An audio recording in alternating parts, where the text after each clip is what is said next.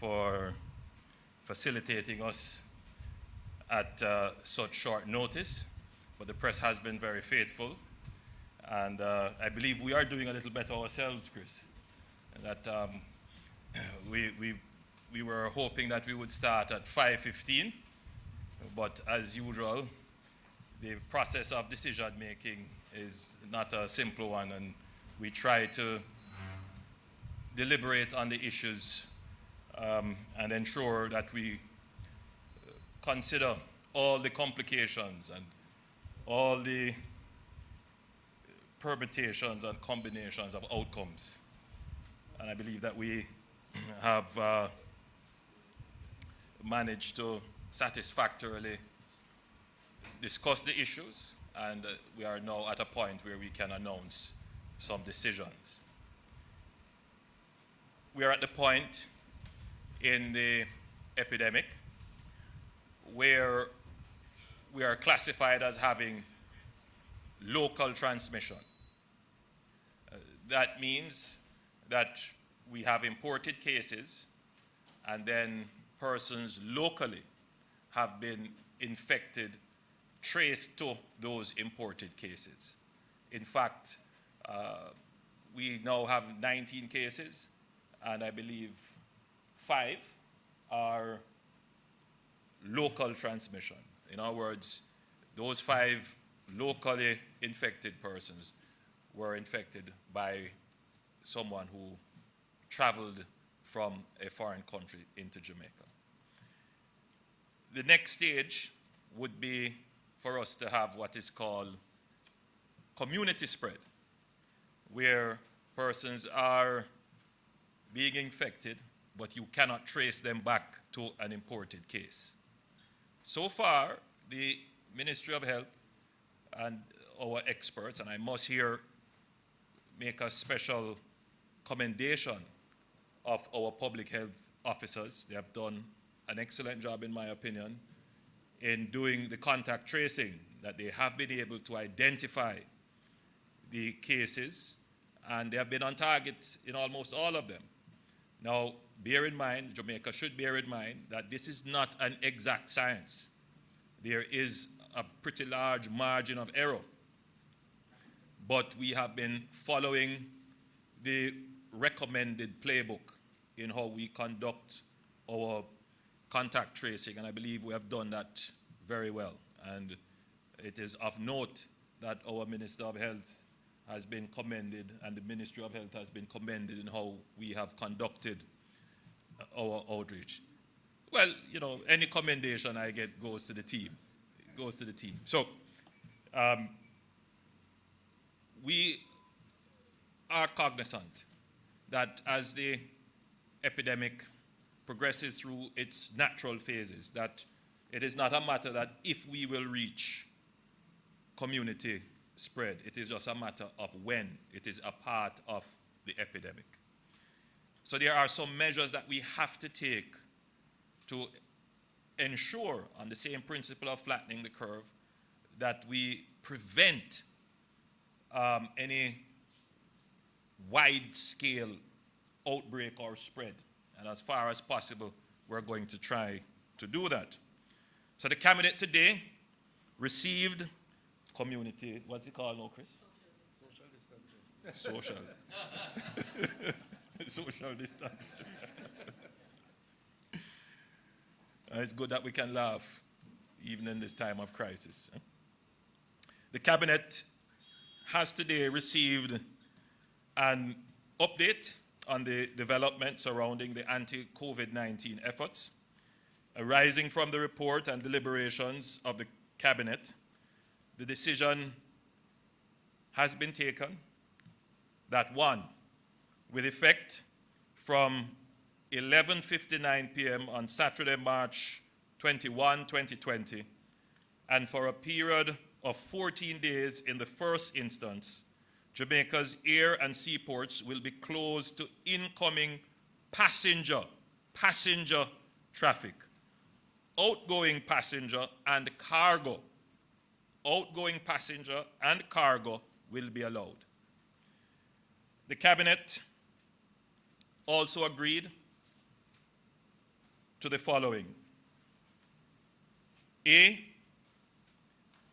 that there will now be increased emphasis in relation to the elderly and persons at risk by virtue of pre-existing medical conditions.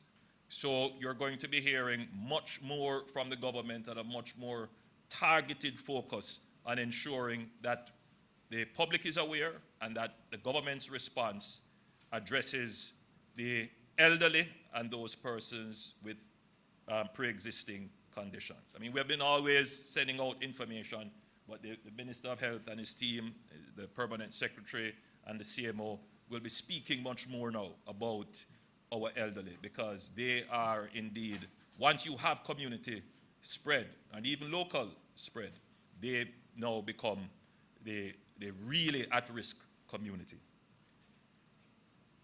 We have discussed and agreed that we will be utilizing our final year medical students. We had discussed final year medical students in relation to supporting clinical and surveillance activities of the Ministry of Health. We need all the help we can get so that we are able to cover as much ground as possible in ensuring that we can actually contain the spread for as long as possible. And we also agreed to the establishment of a quarantine center at the University of the West Indies. I'll now ask Minister Tufton to give a further update. Thank you very much, Honourable Prime Minister, colleagues of the Cabinet, ladies and gentlemen. So as was said earlier, we now have 19 confirmed cases of COVID-19, with 3 positives being confirmed last evening. These persons are a 38-year-old male, a U.S. citizen with a history of travel from Boston.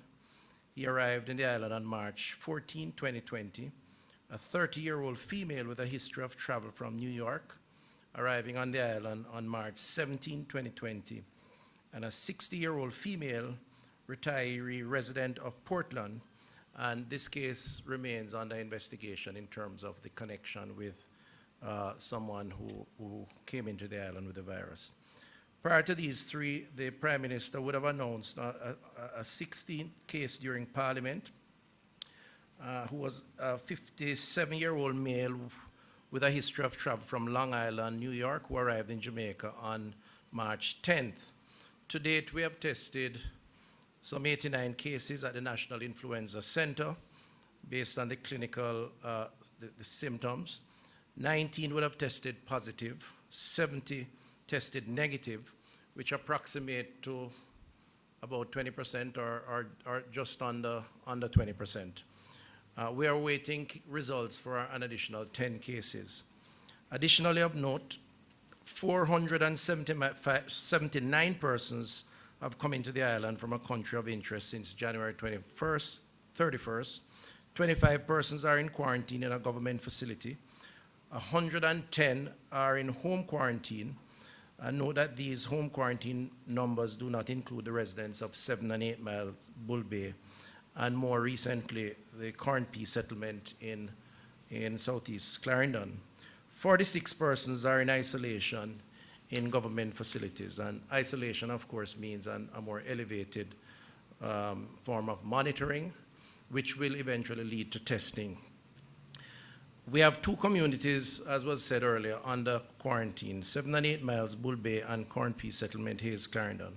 Cornpea is like 7 and 8 Miles, Bull Bay, in St. Andrew before, will be under quarantine for the next 14 days, and the Prime Minister spoke to that in Parliament. During that time, the public health investigators will be completed even as residents are monitored closely for any signs of COVID-19. Early detection of symptoms will allow for early isolation and prevention of the transmission of the virus.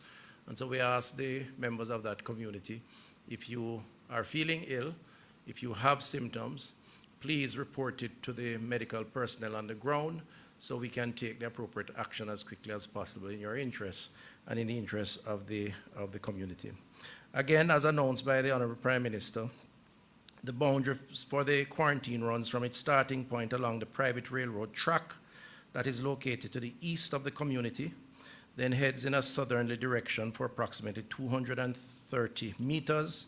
It continues in a southwesterly direction to a point just south of the Corn Piece Settlement community along the Gullyway, and then in anotherly direction along another Gullyway for a distance of approximately 530 meters to a point west of the three-way junction leading into the Corn Piece community. And the constabulary, the JDF, are already positioned at the entrance of the community from different points, and the medical team members are on the ground.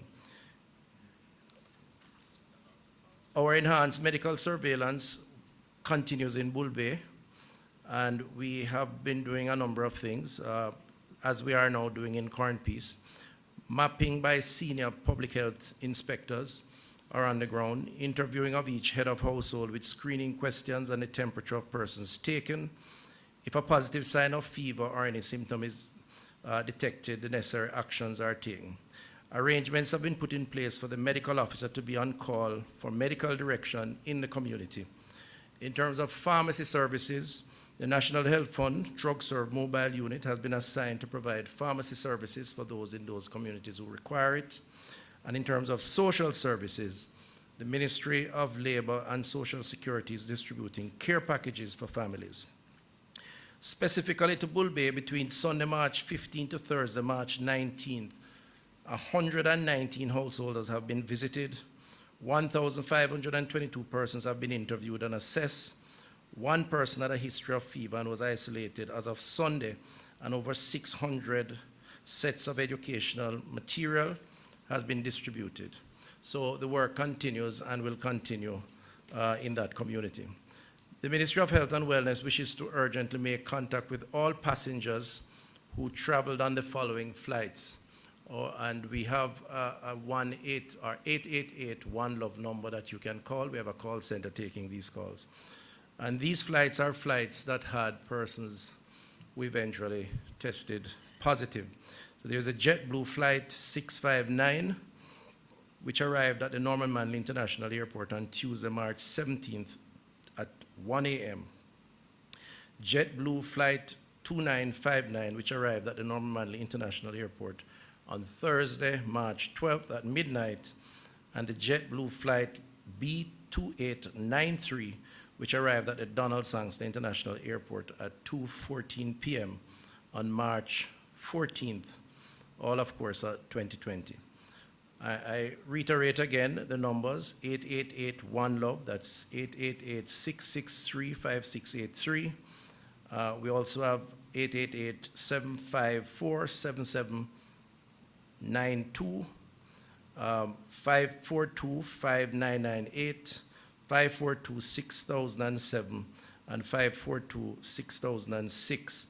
We also have two emails: covid19@moh.gov.jm and Jamaica or JA-COVID-19 fax@gmail.com.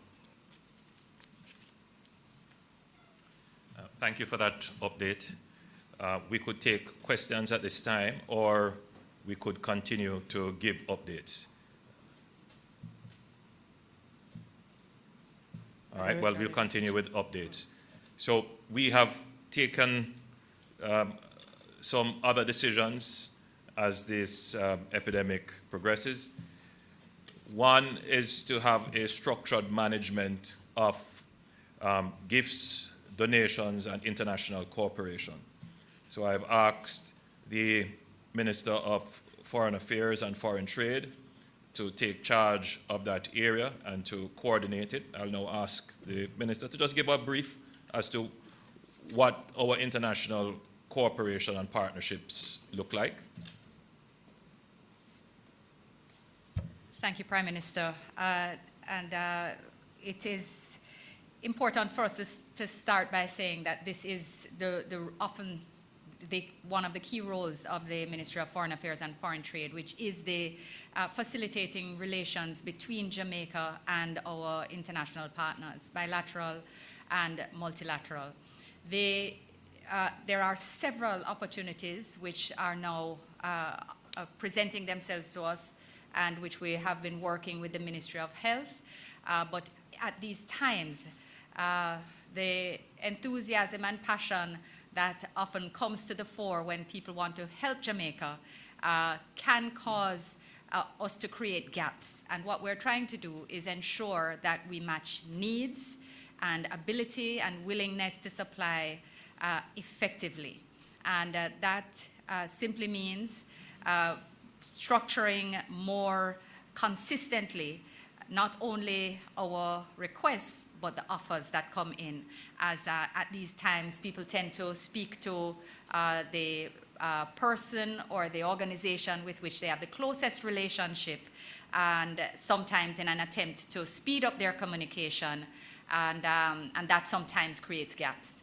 So we're trying to ensure, and the Prime Minister has mandated, that there now be consistent flow directly through the Ministry of Foreign Affairs, which will just make the cooperation with which we are used to dealing even that more effective. So thank you, Prime Minister. Thank you, Minister.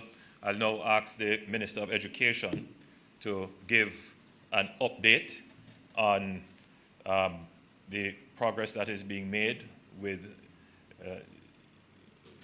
our remote education strategy. Thank you very much, Prime Minister. Good afternoon, good evening, everyone.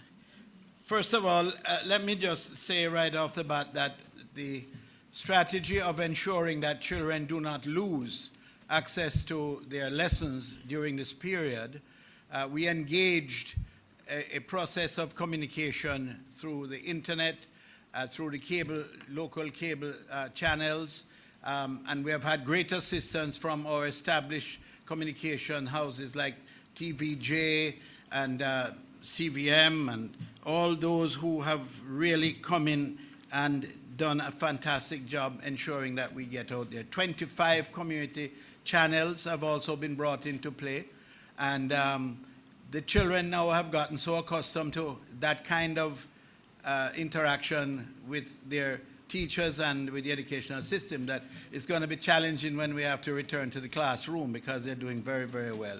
We have a 70% coverage across the island, and the other 30% where we don't have access to cable and to internet services, we do it physically, manually, and the lessons are collected and are given to the students and then collected after they are through.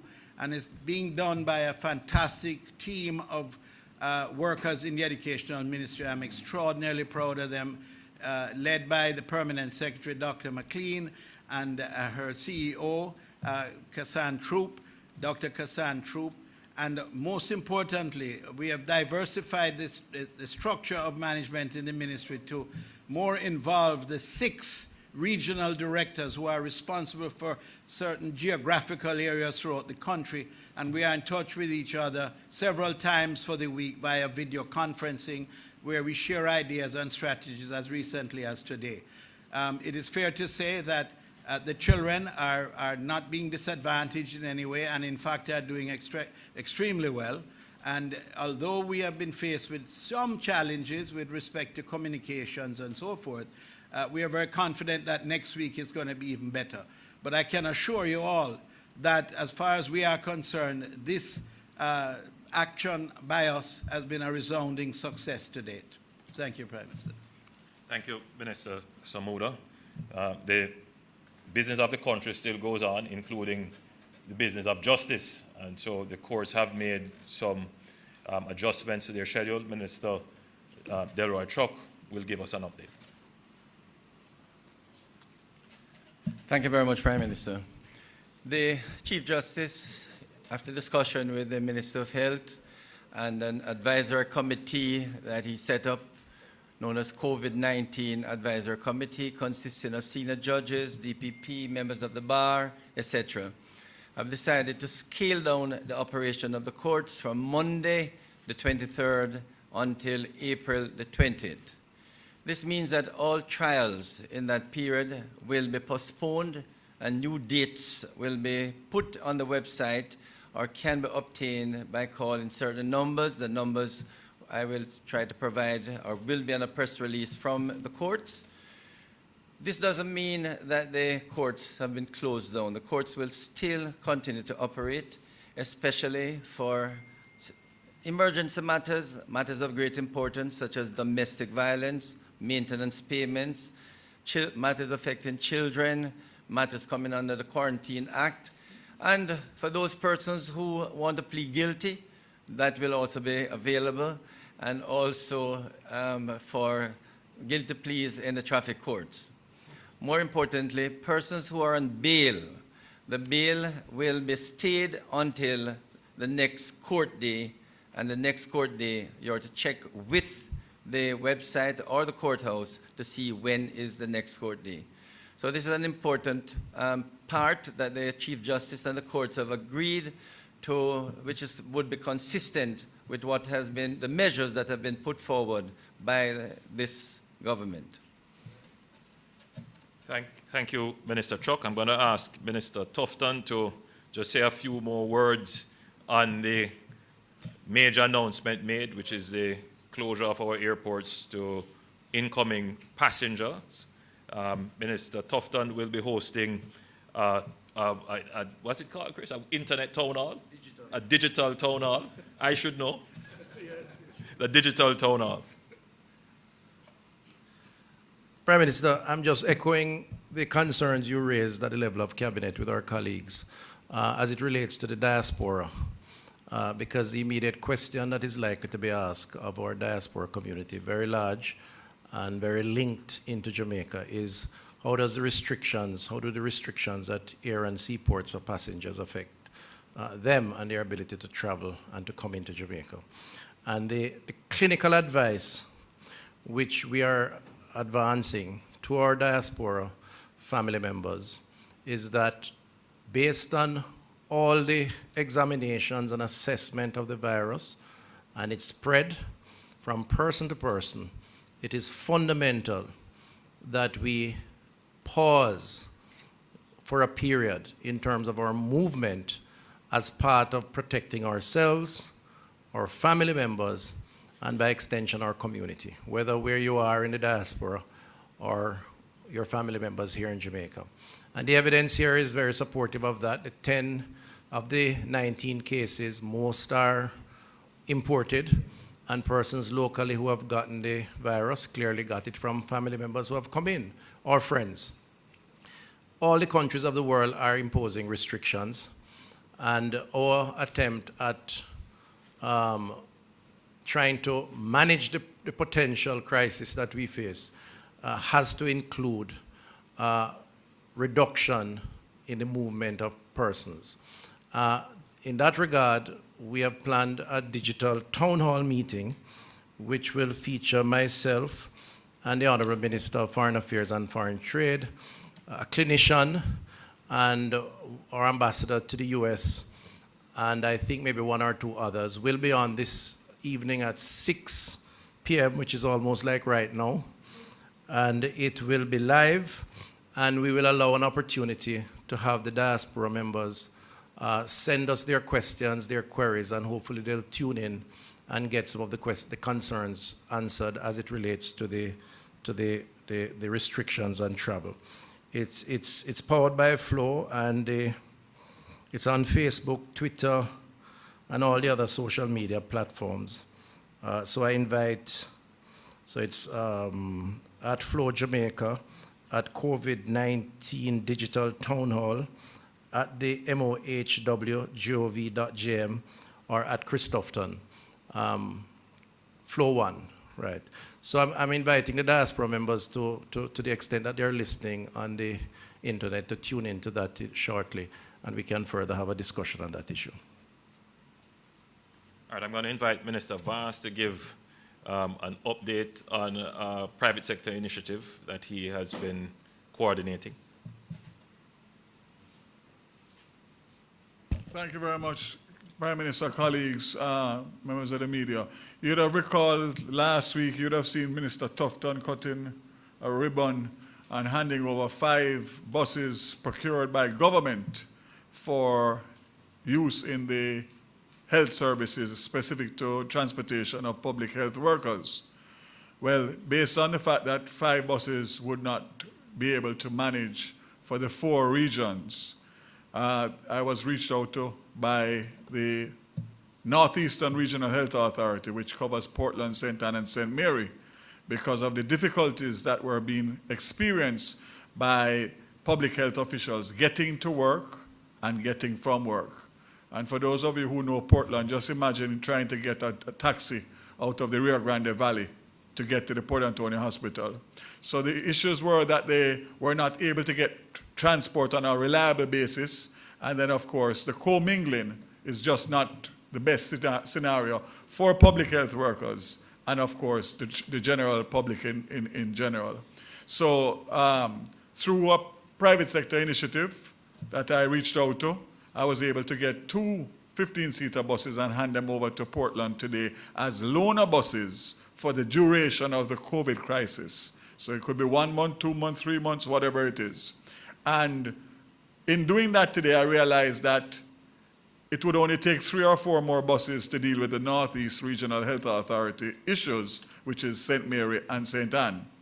So I'm pleased to announce that in collaboration with Minister Tufton and through his ministry, we will get those buses for Monday. But then that leaves 3 regions. So as putting on my private sector hat, I realized that with the downturn in the economy, it simply means that most of the tourism-related enterprises, tour companies, rent-a-car companies, and even businesses that have downsized and downscaled because of the crisis have these assets that are not earning for them, either are they being utilized. So it is quite simply and easy to say that we are confident that within another week or 2, after meeting with Minister Tufton and his team on Monday to come up with a proper structure in terms of how we'll handle this, is to make sure that we can get all public health workers that are currently working in the 4 health regions to be able to be transported to and from work privately, so that they know a time to be picked up and they know a time to be dropped off. And I think that will take a lot of stress off of them. And as you know, they are already under severe stress. And I think it will be a good initiative that we can work on in the short term. And then, of course, Prime Minister, in doing that and getting them accustomed to being picked up and dropped off, which they should be, we will have to look further in terms of how we can concretize this for a continuation after COVID, where public health workers will finally be transported. So we look forward to working, and hopefully the nurses and all the doctors and whoever else will be happier next week. Thank you. Thank you very much, Minister Vaz. Just by way of update, last week this time, questions were asked about water and whether or not the country was in a state of readiness, and we were very frank to say that the challenges exist and we are trying as best as possible. The situation in Manchester, Mandeville specifically, was raised where a major well, the Pepper well, the pump for the Pepper well had broken down, and we did say that by this week we should have had the parts, so we did get the parts. The pump is now up and running. I'm not certain whether or not all the areas have been now supplied with water. There are other wells and pumps to be restored. That is now being done, but residents in Mandeville who were deprived of that precious commodity can now have hope that they will be getting water. If they have not already started to get water, in the very, very near future, they should have water in their pipes. I'm open to questions, but before that, the Minister of Transport and Mining will just give you, you want me to give the quick update?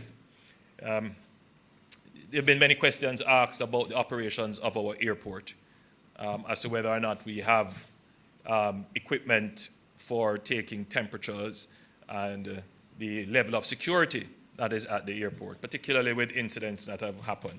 Just again, by way of update, in both international airports, Norman Manley and Sangster International Airport, we have some very sophisticated temperature equipment, scanners. You don't see them. No, not the handheld ones. You may not readily recognize them, but they are strategically positioned and they do thermal imaging. They capture you as you walk through and they raise alarm internally for the agents who are at the airport to pull you out of the crowd or stop you if such alarm is raised. Questions?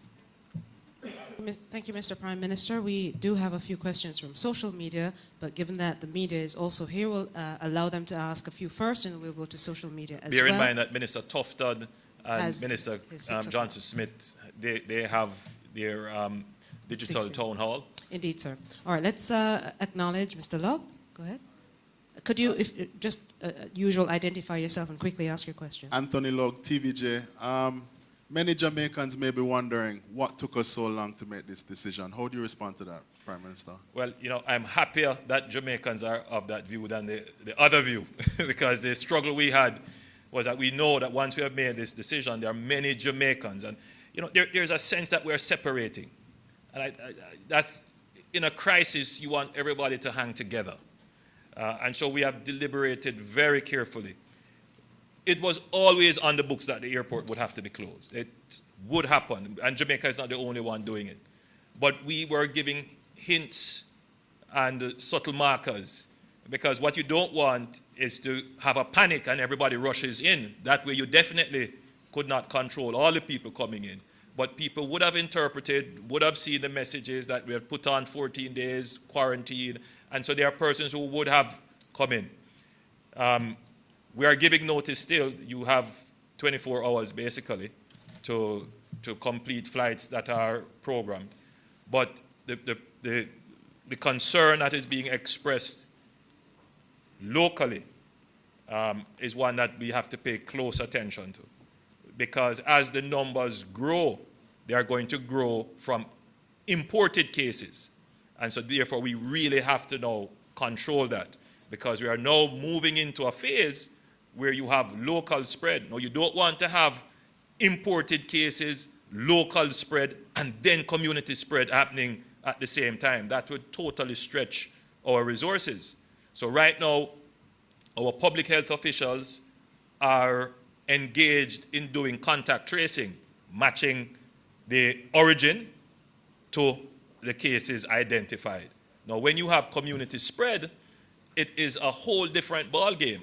And so now is the time that we have to make that decision, and the decision has been made.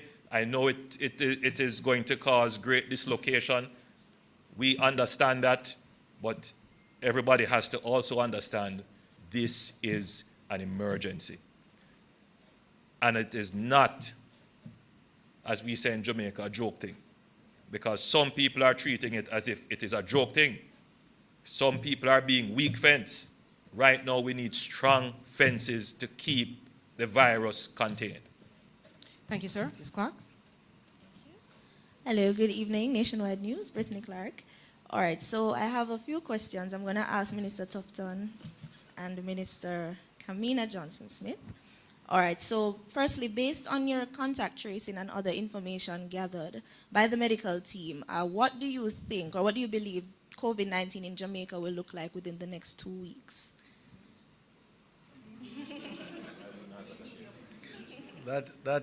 That's why we have daily press conferences. All right, thank you. And Minister Johnson-Smith, has any other person at the New York Consular Office tested positive for COVID-19? We haven't received the results. 4 persons have been tested, but they've been given 72 hours, and we understand that it may even take a little longer. So they've not had their results back yet, but 4 persons have been tested. Thank you, Minister. Just a few from social media as well, Prime Minister. There's a question from a member in the diaspora asking, does the closure include persons coming in from the diaspora? Yes. Let me read it let me read it again. With effect from 11:59 p.m.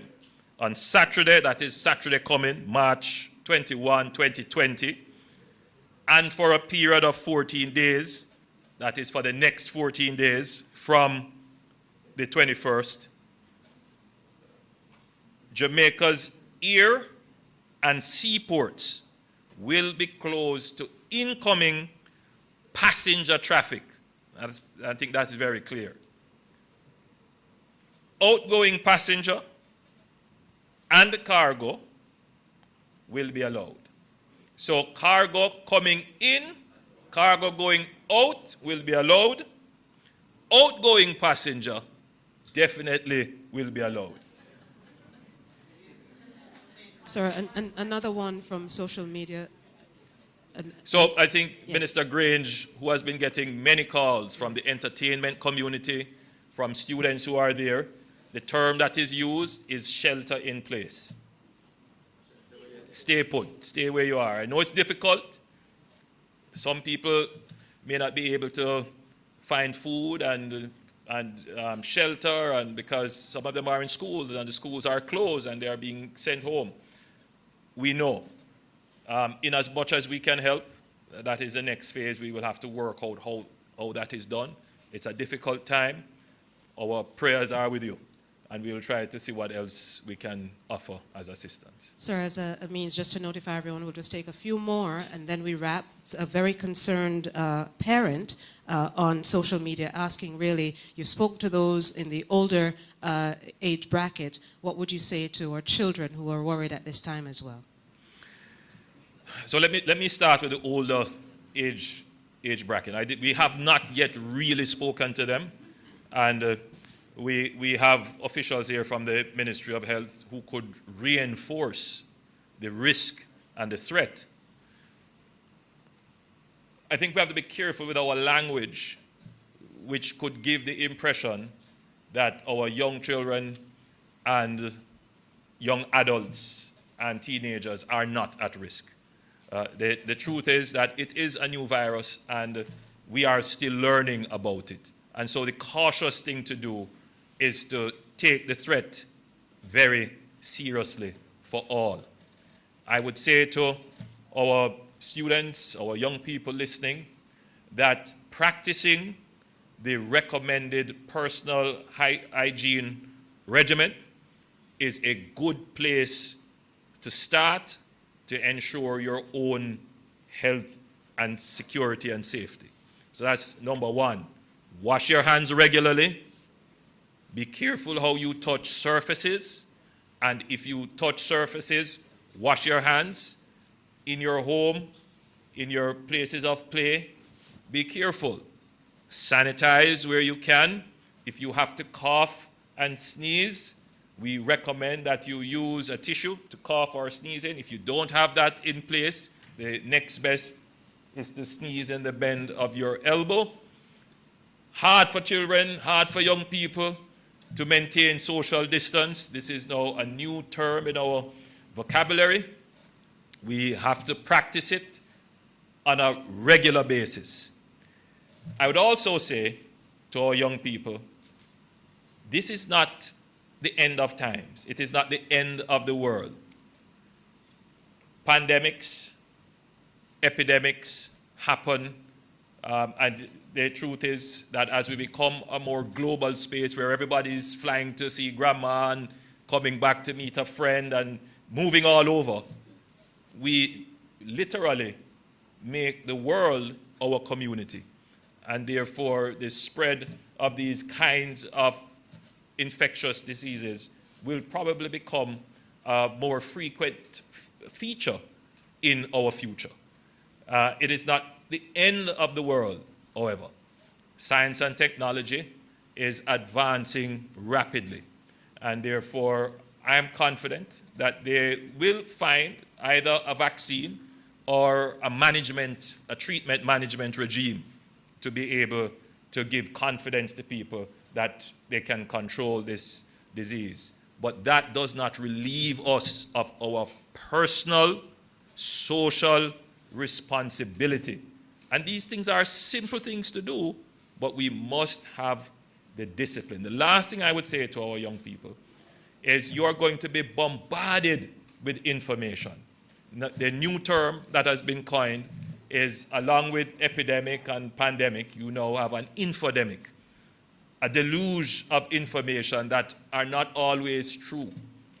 So it is important that you are able, in using social media, in watching your television, in listening to your friends talk, you must be able to identify a source that is trusted and factual.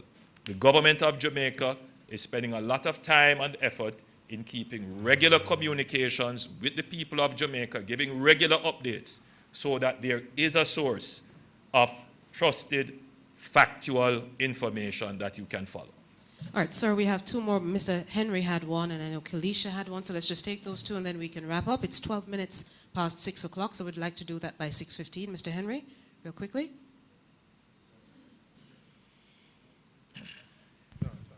Hello, yes, Balford Henry from the Observer. I'm just wondering if, before Dr. Tufton leaves, if he could give us an update as to what is really happening at the family home of this gentleman who died in Clarendon, because there seem to be some family rifts. Some people are saying that he didn't die from the virus and all of that. And so let me just, without going into too much detail, because I don't think it's appropriate for us to be discussing personal family issues, but there have been some issues as it relates to the members of the family, even prior to the death of the individual, the passing of the individual in question.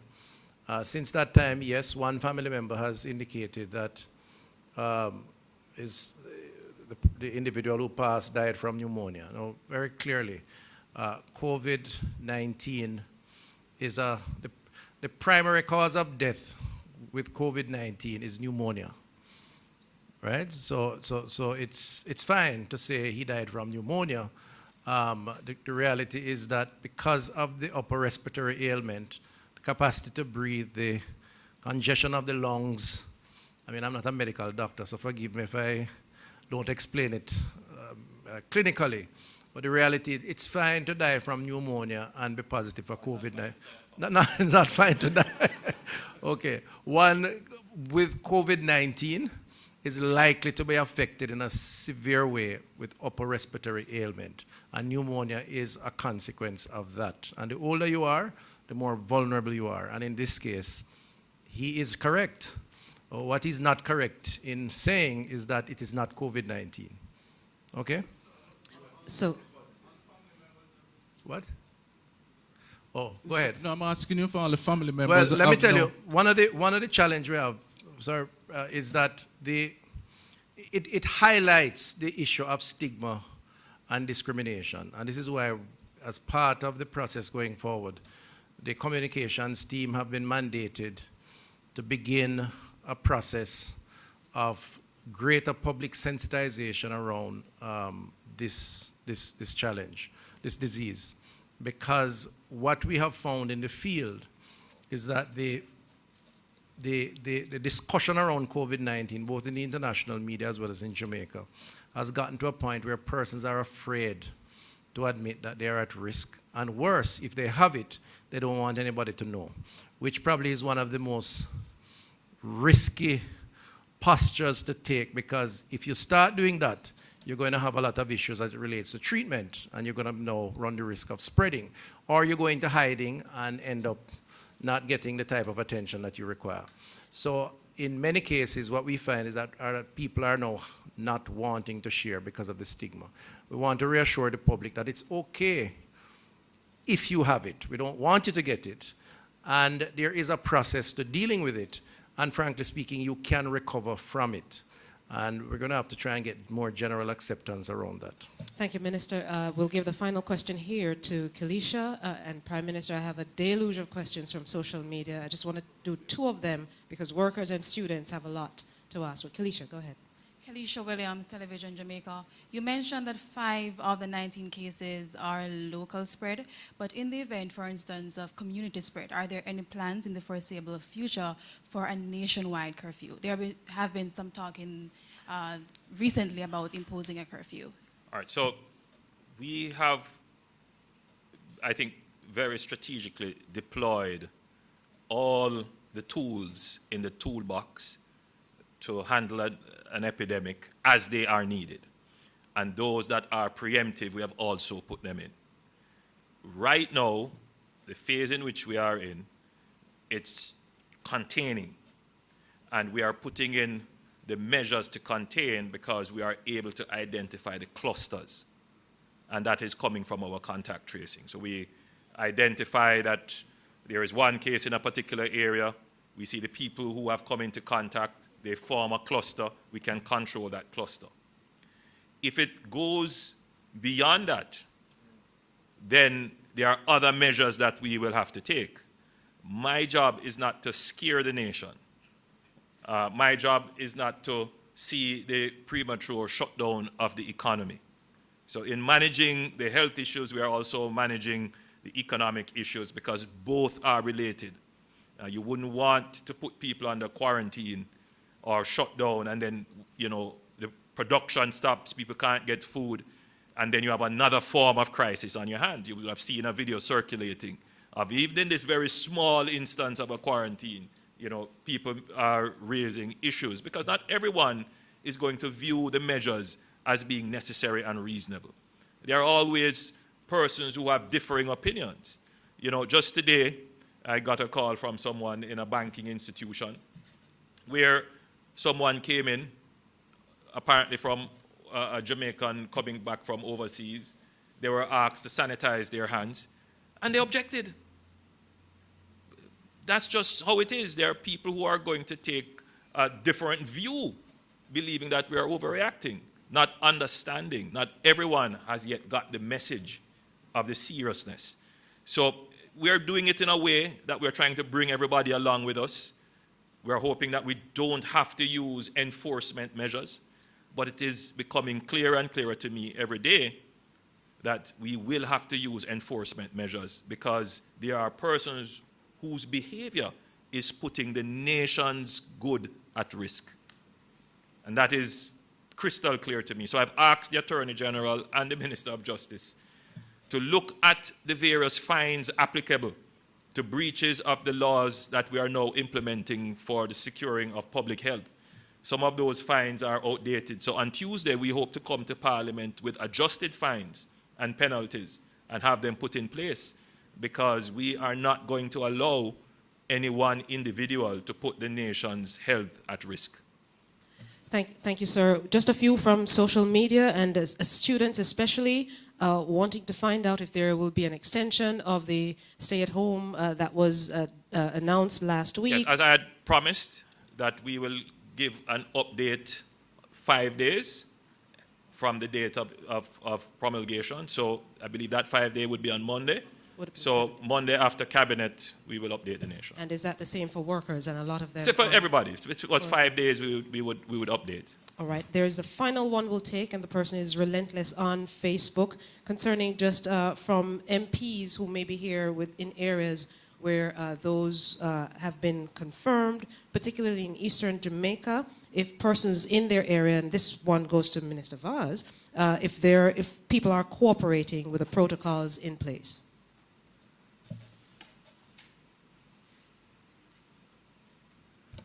I was very heartened today to see and hear from the police that all bars in Port Antonio were fully closed, and that if you needed to get a cue of white rum, you'd have to go to the supermarket. So that shows very clearly the seriousness in which people are taking it, and I myself drove around and saw it for myself. I think the regional team, as a result of the case that has been identified, is there doing their investigation, so I wouldn't want to preempt, but just to say that just like the rest of Jamaica, I think more and more every day the populace is realizing how serious this is and responding to it in a responsible way. So that's as far as I can say, but I'm definitely very, very heartened in relation to what I'm seeing on the ground. Thank you, Minister. Thank you, Prime Minister. As a caveat, for those who have questions, Minister Tufton will have his digital town hall. Final one, though, from members of the diplomatic community, sir, who have also been asking questions on social media. What about us? Is the travel restrictions in place for diplomats, ministers? Outgoing flights, outgoing passengers, people who are seeking to repatriate to their homelands, diplomats included. And you know, we are aware that some embassies and consulates have started to, and which is expected.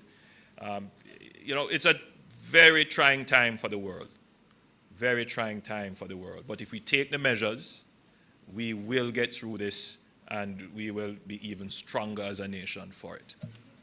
Thank you so much, Prime Minister, ministers, and thank you everyone for coming. Once again, Minister Tufton and Minister Johnson-Smith will host a digital town hall. You can pose all those questions that you had for us this evening on that social media town hall that will be held and will be starting very shortly online. Thank you everyone. Please stay safe and have a good weekend.